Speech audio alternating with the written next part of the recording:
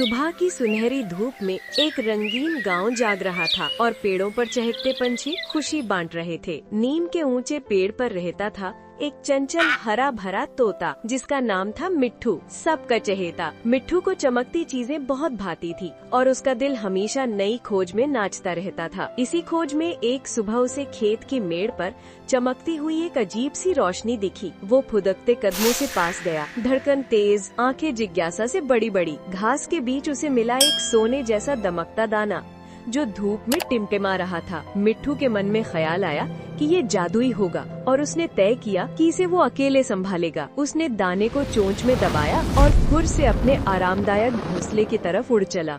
रास्ते में चिड़ियों ने खेलने को पुकारा, पर मिट्ठू ने दाना छिपाकर सिर झुकाया और चुपचाप निकल गया। उसने मन ही मन कह दिया कि ये उसका राज है, किसी को नहीं बताना, किसी से नहीं बांटना। रात ढली तो दाना हल्का हल्का चमका, घोंसले की टहनियाँ सुनहरी छाया से भर गई। मिट्ठू ने सपनों में देखा कि उसके पास ढेरों सोने के दाने हैं और वो सबसे अमीर पंछी बन गया है। सुबह एक बूढ़ी मैना ने उसे समझाया कि लालच आंखें बंद कर देता है, पर मिट्ठू ने बात अनसुनी कर दी। उसे लगा दाना बो देने से सोने का पौधा उग जाएगा और वो उत्सुकता से मिट्टी पर दाना रखाया। धूप और हवा चली पर कुछ नहीं होगा। तभी सीख मिली कि दाने को उगने को मिट्टी, पानी और समय चाहिए, जादू नहीं। मिट्ठू फिर भी नहीं माना और उसने चमकती पन्नियां व रंग बिरंगे टुकड़े इकट्ठे करने शुरू कर दिए।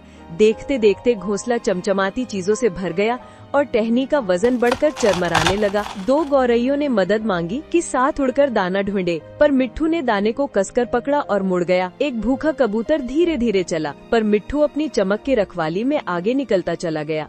पहले जो तोता सबसे जोर से गाता था, अब चुप था। उसकी नजरें बस एक दाने पर अटक गई थी। नीचे एक बच्चे ने मुट्ठी भर चावल फैलाए। मन हुआ कूद पड़े, पर उसे डर था कि कहीं दाना न छूट जाए। तभी हवा तेज हुई, बादल घिर आए और आसमान ने गहरी गड़गड़ाहट से चेतावनी दी। हिलती शाख पर भारी सामान झूलने लगा। घोंसला डगमगाया। मिट्ठू का दिल जोर से धड़क उठा। सोने का दाना तूफानी रोशनी में और चमका और मिट्ठू के मन में डर की लहर उठी। एक तेज झोंके ने नाजुक सी टहनी तोड़ी, कुछ चमकते टुकड़े नीचे गिर पड़े और घबराहट फैल गई। मिट्ठू ने दाना दबाकर उड़ान भरना चाहा, पर भारी सामान ने उसे धीमा और असहाय कर दिया।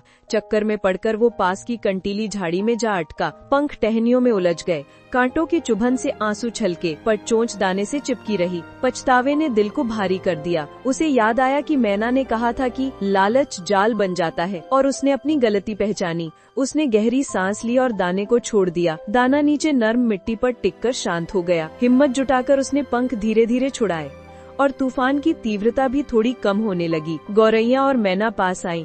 उन्होंने टहनियां हटा हटाकर मिट्ठू को स्नेह से बाहर निकाला। मिट्ठू ने सिर झुकाकर आभार जताया।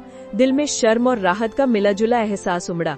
उसने ठान लिया कि सोने के दाने को सबके साथ बांटेगा, ताकि किसी पेट में भूख न रहे। जैसे ही दाने को मिल बांटकर चोंचों ने छुआ, चमक धीमी हुई और वो अनेक साधारण दानों में बदल गया। सबने खिलखिलाकर दाना चखा, पेट भरे और पेड़ पर फिर वही पुरानी हंसी गूंज उठी। मिट्ठू ने महसूस किया कि असली चमक दाने में नहीं, दोस्तों की मुस्कान और अपने हल्के दिल में है। उसने घोंसले से बेकार चमकती चीजें निकाल दी और मजबूत टहनियों से नया सादा घर सजाया। दोपहरी में वो नन्हे पंछियों को सिखाने लगा कि दाने मेहनत, धूप और पानी से मिलते हैं, जादू से नहीं। कहानी हमें यही सिखाती है कि लालच से नुकसान होता है, जबकि बांटना, संतोष और दोस्ती ही सच्चा सोना है।